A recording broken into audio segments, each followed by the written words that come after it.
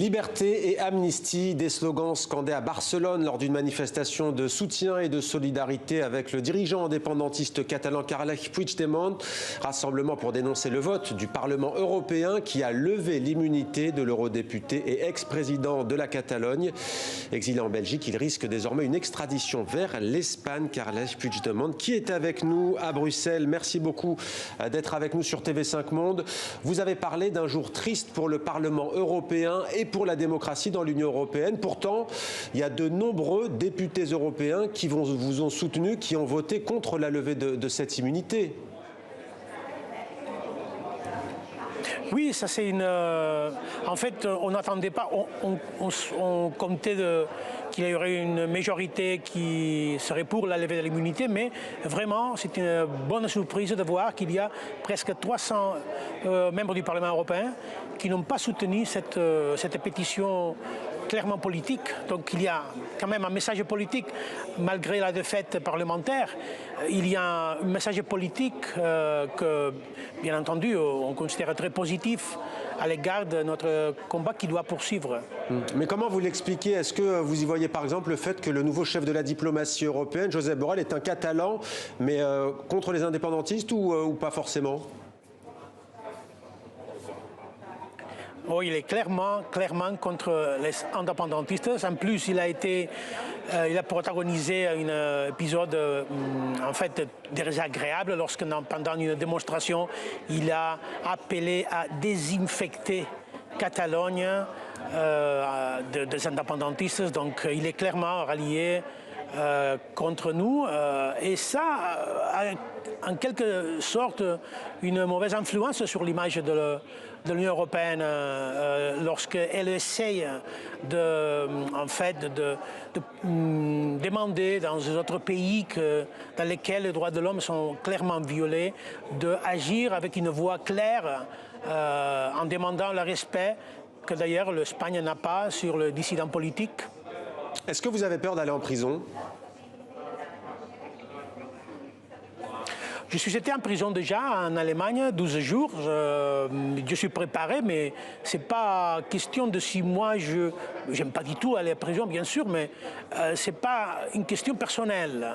C'est est-ce qu'un dirigeant politique, est-ce que c'est qui a agi dans le cadre d'un parlement catalan dans ces cas, qui a tout fait pour que les gens s'expriment, c'est la prison ou est-ce qu'il doit finir une condamnation d'entre 9 et 13 ans de prison, de 9 à 13 ans de prison. Je veux rappeler que M. Navalny, il a été condamné à 3 ans et demi de prison.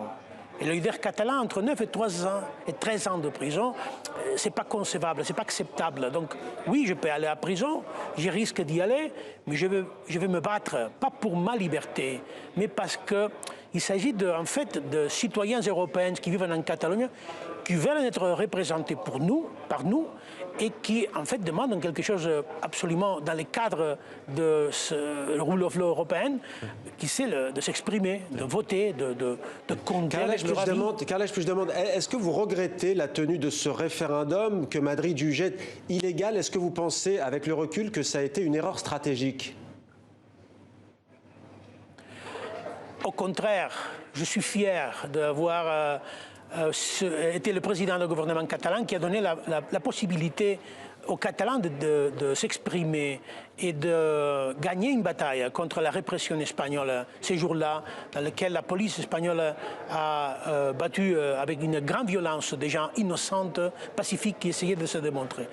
En fait, ça a prouvé qu'il n'y avait pas d'autre choix qu'avoir un État indépendant pour pouvoir survivre comme nation, comme langue, comme culture, pour protéger nos institutions, nos sociétés. Mais vous les estimez menacés, vous les estimez menacés aujourd'hui au sein du Royaume d'Espagne? Mais oui, surtout parce qu'il n'y a pas un respect pour notre droit. C'est cette la menace. Je comprends qu'il y a un gouvernement espagnol qui ne veut pas une Catalogne indépendante. Ça, c'est exactement démocratique comme le contraire. Mais ce qui n'existe pas en Espagne, dans nos cas, c'est une vraie indépendance judiciaire. Il n'y a pas la possibilité d'avoir un judice indépendant. neutre, avec tous les garanties. Et ça, c'est une menace. Mais ça, c'est le cas pour toutes les autres régions d'Espagne. C'est le cas pour le Pays Basque, c'est le cas pour l'Andalousie. Bon, en Andalousie, il n'y a pas de mouvement indépendantiste. Ce que je veux dire, c'est que si tu es un indépendantiste qui doit entrer dans un tribunal, une cour espagnole, tu sors condamné. Il n'y a pas la moindre possibilité d'avoir un judice indépendant, juste. C'est ça la menace à la démocratie. La liberté doit être fondée sur une notion de justice véritable, pas une justice patriotique. Juste pour terminer, Carles Puigdemont, s'il vous plaît, désolé de vous couper, il y a un petit décalage, un petit délai, un temps de latence. 2 questions pour finir, s'il vous plaît. Est-ce que vous avez confiance dans la justice belge, la première? Et la deuxième, est-ce que si la justice belge vous garde en Belgique, est-ce que vous ne pensez pas que vous n'allez pas revoir un jour la Catalogne, votre terre? J'ai de confiance à la justice européenne. En fait, quand j'étais en Allemagne, j'avais la confiance avec la justice allemande. Moi aussi, j'ai de confiance avec la justice belge. Normalement, en Europe, on peut avoir de la confiance parce que c'est une justice indépendante du pouvoir politique.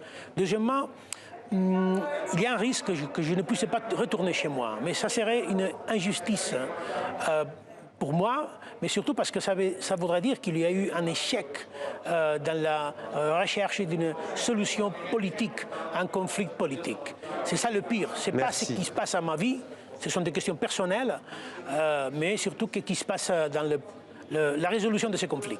Merci beaucoup, Carles Puigdemont, d'avoir répondu à nos questions sur TV5 Monde. Merci à vous. Merci.